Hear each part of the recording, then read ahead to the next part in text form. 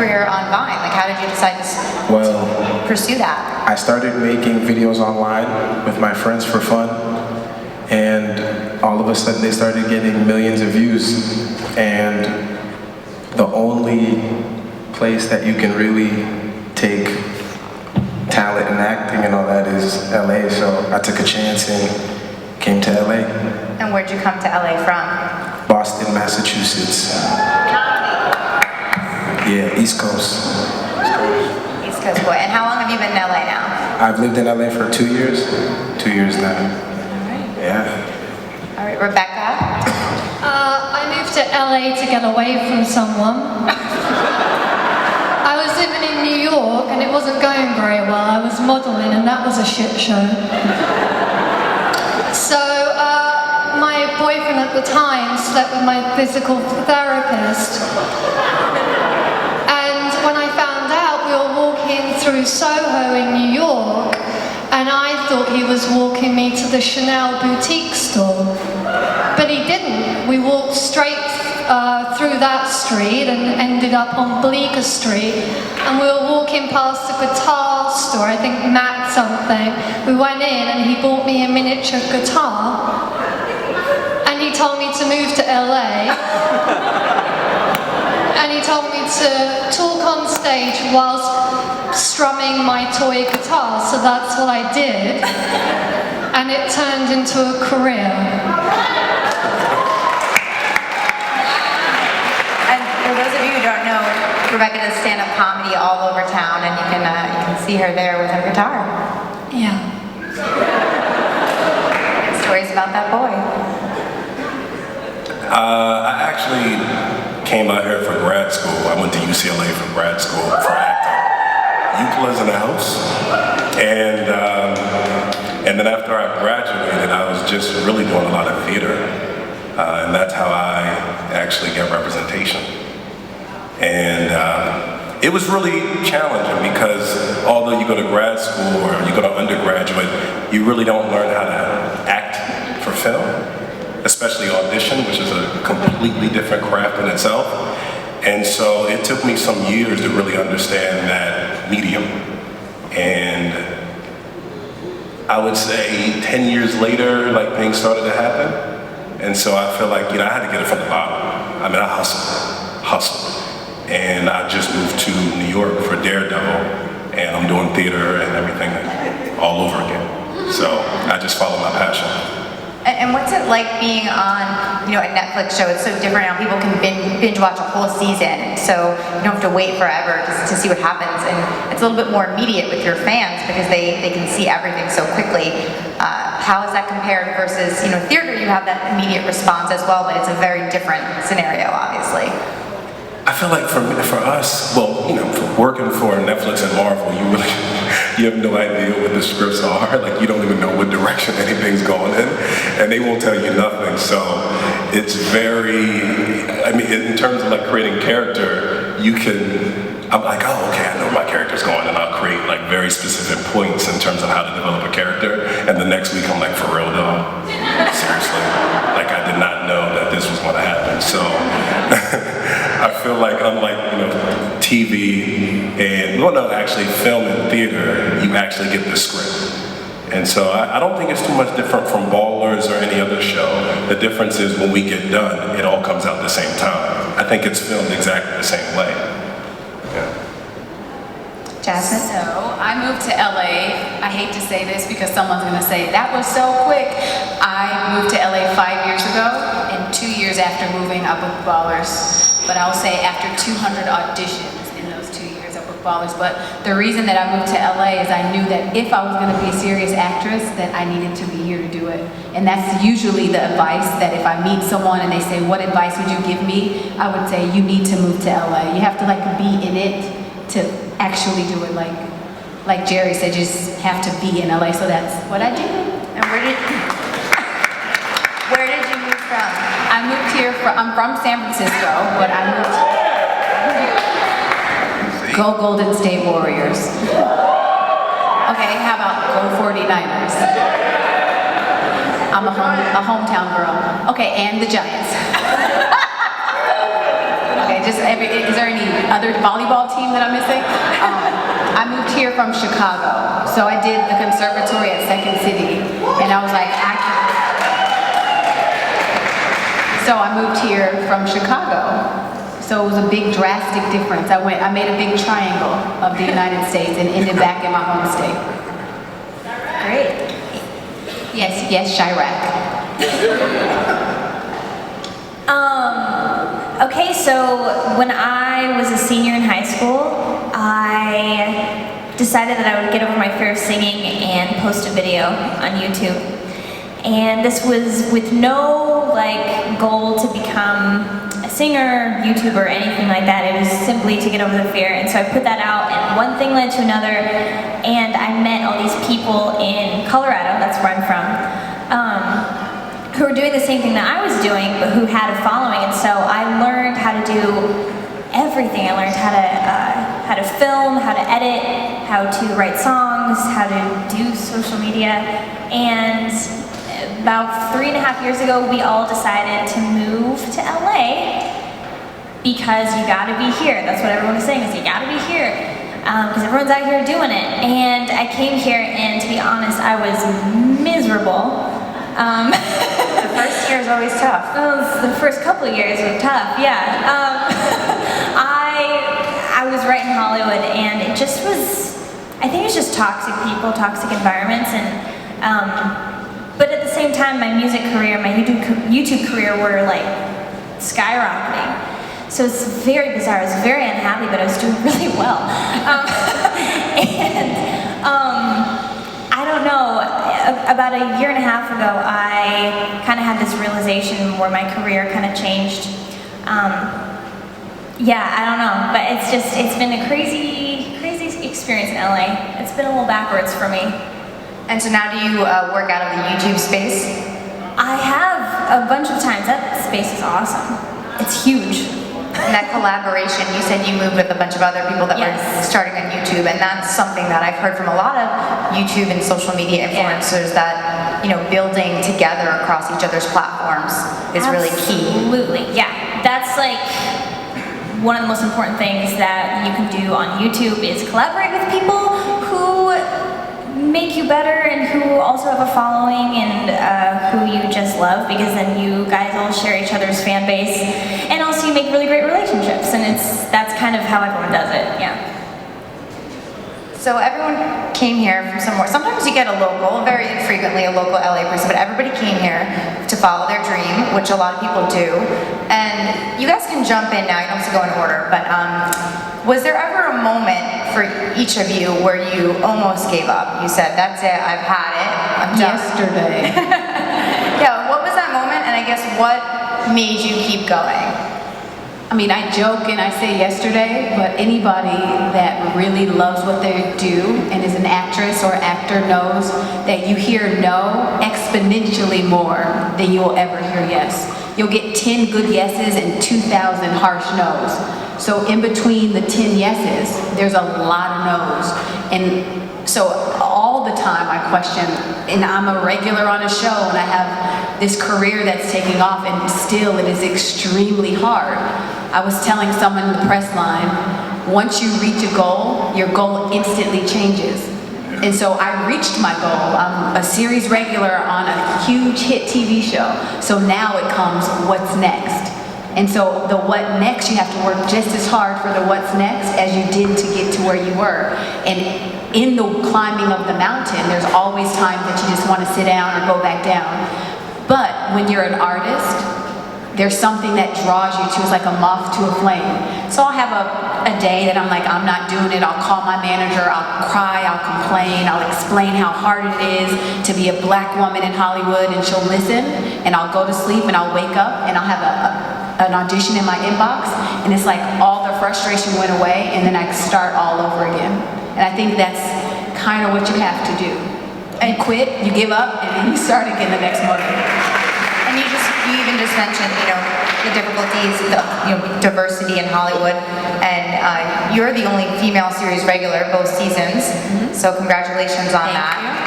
Go vagina. We have to ask you while we're talking here, Come on. What's it like, of course, working with The Rock? Okay, well, it isn't terrible. It doesn't suck. I mean, he's great. Yeah. He sets the tone for our show, so he has the power to be a complete asshole or a complete gentleman. And however he is, since he's #1 on the show, trickles all the way down to the crew. And because he carries himself like a gentleman, he will speak and smile to everyone. That gives everybody the base to follow his lead. So he is exactly what you think he would be. He's really, literally amazing, down-to-earth human being. He just had a baby. He's a father to a 14-year-old and a little girl named Jazmyn. I'll just throw that out there. I have really influenced his life in a major way. But no, he is great. I mean, but it is diversity, not just for women, but for people of color, not just black, but color across the rainbow, is a huge problem. The disparity between black and white and male and female is alive and well, and it's frustrating because nowadays when they say that they want diversity, they don't mean me, they just mean not white. Does that make sense? So they say we want diversity, so they mean just not a blonde-haired, blue-eyed person, but that's the rest of the world. So now they want the rest of the world, so it's still not easier for anybody. So I mean, I could talk for the rest of the night on that, so I'll just sit back now. Anybody else have a moment in their career recently where they felt like you might throw in the towel?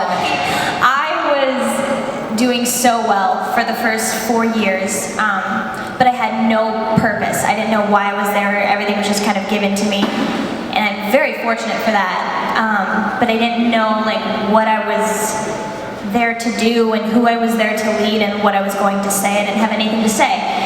And about 2 years ago, everything changed in my life, and first of all, I got rid of that one guy who, he's bad news. Yep, and, but really, everything changed and I kind of realized that my influence matters, and I have a responsibility with the people that hear what I have to say and follow what I do. And so I was like, okay, well then what do I want to say? And all good, it's all good. I hope. But anyways, it's been a crazy journey because once I realized my purpose, which for me has been to prove that something like authenticity and loving people and being good works in this industry. When it's all about climbing the charts and being #1 and beating everyone else, I realized I just want to be happy. And so since that realization happened, it's been interesting because the content on the YouTube channel has changed. And the numbers have gone down because I'm not hustling for everyone to like me anymore. I'm putting out things that matter to me, and a lot of people aren't used to that, I guess. So it's been interesting. And I went on my first headlining tour last year that I funded. Thank you very much. Thank you. It was really stressful and very expensive. And to answer your question, in the middle of that tour, it was right before my show in London, actually. Oh man, and everything was just bad, and I was crying so much backstage. I was like, I'm done. And I was like, is it impossible to find someone who's a good person and is good at what they do? I can't. And it just felt so difficult because the shows were hard, and every night it was just a struggle, you know? But what happened was I got up on that stage and I gave my little speech about where I've been and what I've realized, and because I had purpose and because I saw that actually changed people's lives in the audience, I was like, oh, I can't quit. I have to continue doing this. People need what I have to say. And so that's what I think. I think you have to have something that you believe in and that just drives you, you know? And so you can say the fans kind of keep you going, and I think with social media platforms especially, the fans are tuning in for you. They see themselves in you. They have the most direct interaction to talent that is on YouTube or on Vine. So that's nice to hear that that's kind of what is your motivating factor. Absolutely. And it's good to see them face to face because it's different when you're online and they're watching you via a video. But to go on tour and to meet them face to face, to see what your message and what you're putting out there into the world, see that it's actually changing lives is incredible. And even though it's hard, I gotta keep going. Stefan, you were gonna jump in. Yes. But listen, I feel like beyond just acting as a person, I mean, as people, we all struggle. I mean, it's just a universal thing. And so the question is, when that happens, what do I do? What do I believe in? What am I doing it for? And hopefully those reasons are bigger than myself. And if they are, then I keep on moving. And, I was taught by my mentor that, if you have a plan B, you probably shouldn't be doing it. And so I have a plan A. And so if I ever fail, I always fell forward, because at least if I had to get on the ground and I got up, I could brush myself up and keep on going because I was moving forward. And so of course I always struggle, but this is something that I just don't do. It's something that transcends myself. And so keep on going, keep on going. And I think you bring up a good point. You hear that a lot out here. Oh, if you have a plan B, then you're not doing the right thing. You should only have a plan A. And I think it can get misconstrued sometimes. People think, oh, that means I can't be planning. But you can be planning, because your plan A, if it doesn't work out the first time, you just adjust it, but it's still plan A. Well, because plan A, but your approach changes. Your approach has to change.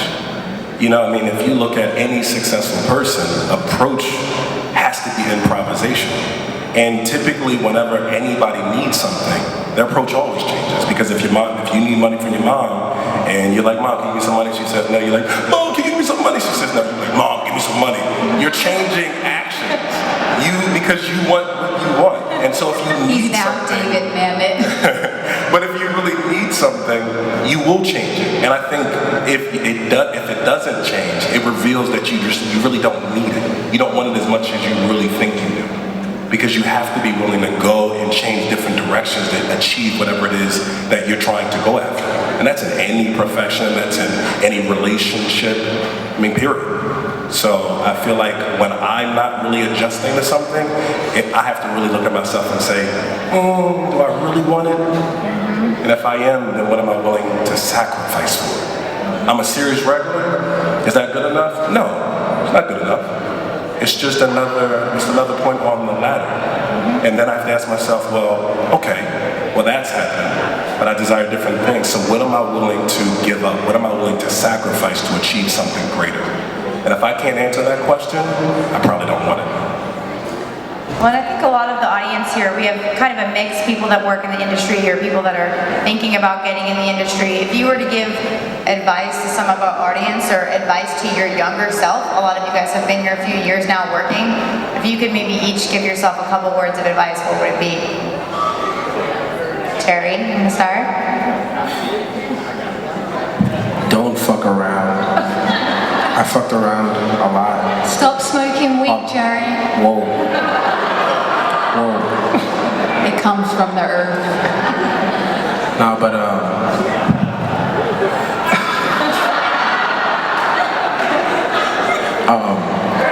like him. I can't help it. hey, I like you too. Let's collaborate. Let's do it. I'm with you. Let's collaborate. That's a real thing. Social media. Yeah, social media. But Sorry to interrupt. Go ahead. You good. But yeah, I've only been doing it for 2 years. But if I could have pushed myself to work as hard as I am now, then I'd be way farther than I was. So don't fuck around from the jump. Rebecca? What is the question? Which question? Advice to your younger self?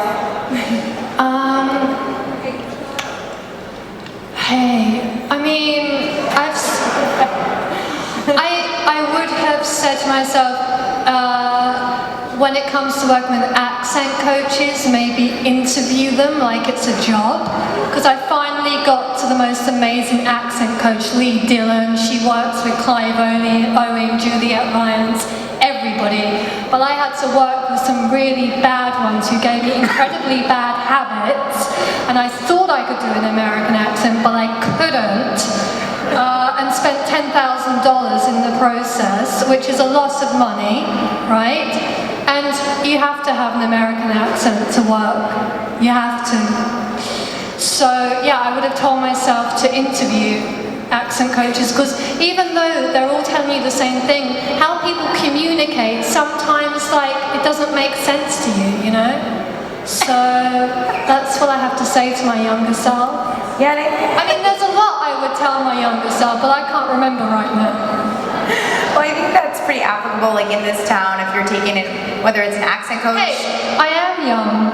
Yeah, exactly. But whether it's an accent coach or, Oh, hold on.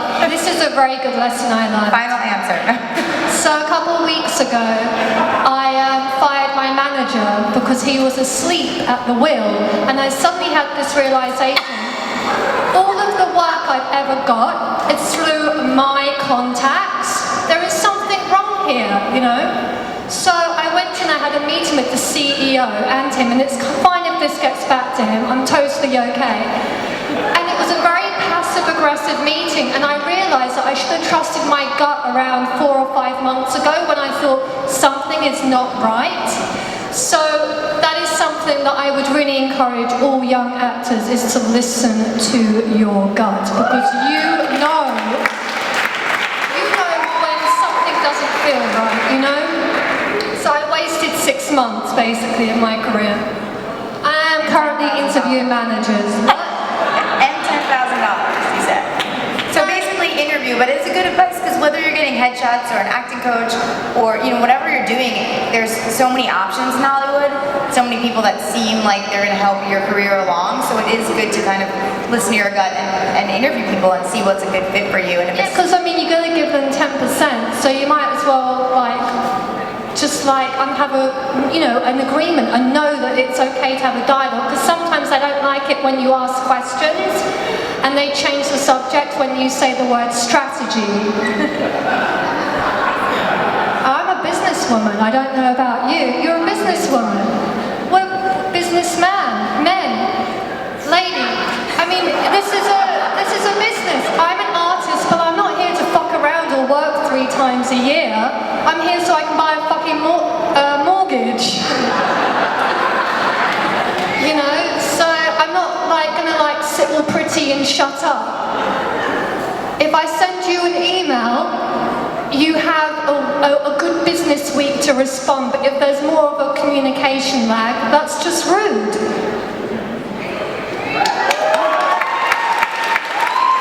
I hope somebody found that something in there useful. all right, guys, any other advice? Can you top that? To my younger self, well, just young people, I just say, have faith, stay in your lane, really cultivate your craft, whatever that is, and really cultivate courage, because I think, you know, when you have your low points, faith and courage. Say you're an actor and be like, but I don't own a TV. It's, okay, hipsters, I get it. Okay, you want to look at rocks and hike, but if you want to be an actor, you have to know what good acting looks like and what bad acting looks like, and the only way you do it is to watch it. So all actors, I know it's going to sound ridiculous, you should watch an hour or 2 of TV every day. There's so much TV, it's DVR, there's YouTube, there's Hulu, you can watch TV. So that's the first thing, get your asses in an acting class. And similar to what Stefan said, I would tell my young self, it is impossible to please God without faith. So you have to have faith in yourself. There's going to be people that are going to tell you, one time, I'm not going to say a name, a casting director told me, but you got big teeth. Like, what, that, yeah, big teeth. My manager's up there, asked her, the casting director's like, but she has big teeth. And I was like, what about my acting? There's going to be people that knock you down, move you aside, but if this is what you're going to do, if this is what God has placed in your heart to do, big teeth will not stop you. Nothing will stop you. Just keep going. If I can do it, if I can sit up here, I was not Peter Pan in a second grade play. I was not Juliet in Romeo and Juliet. That was not my life. I started when I was in college, and here I am today. So if I can do it, everybody out here can do it if you do not quit and have faith in yourself. And that's it.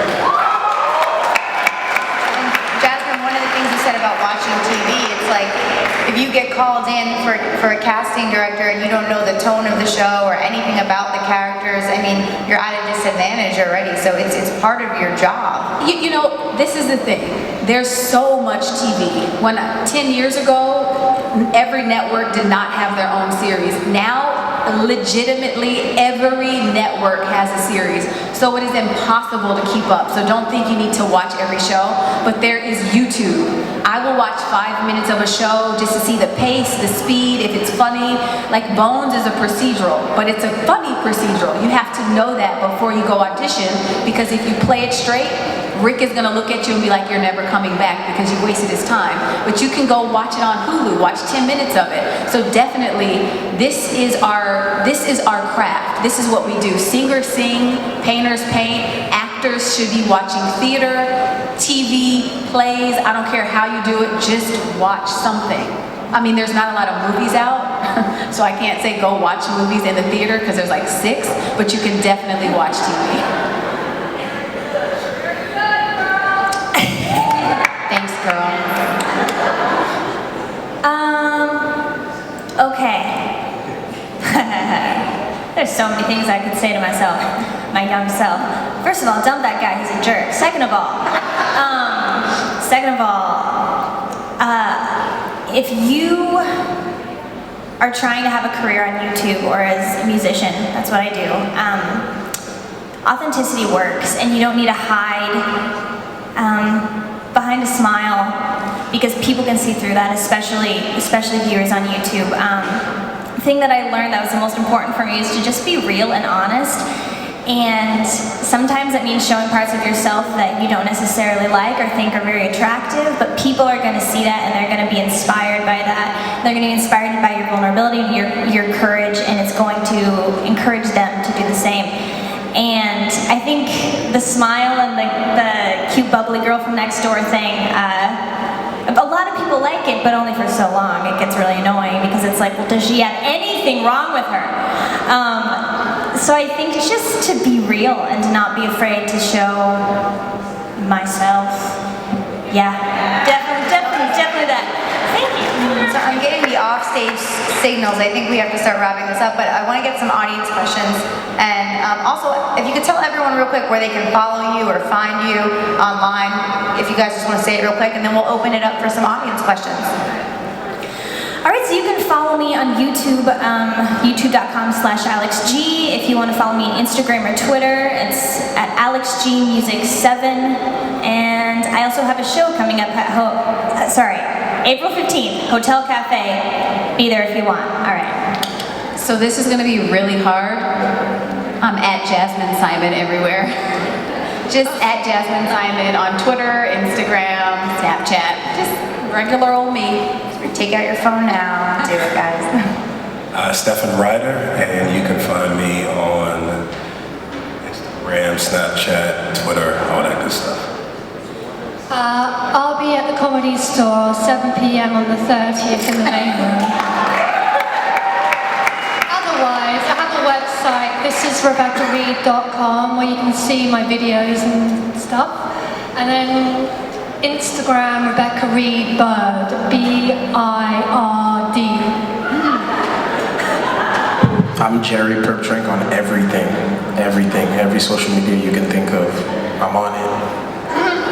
You guys have been great. I could talk to you all night. We'll open it up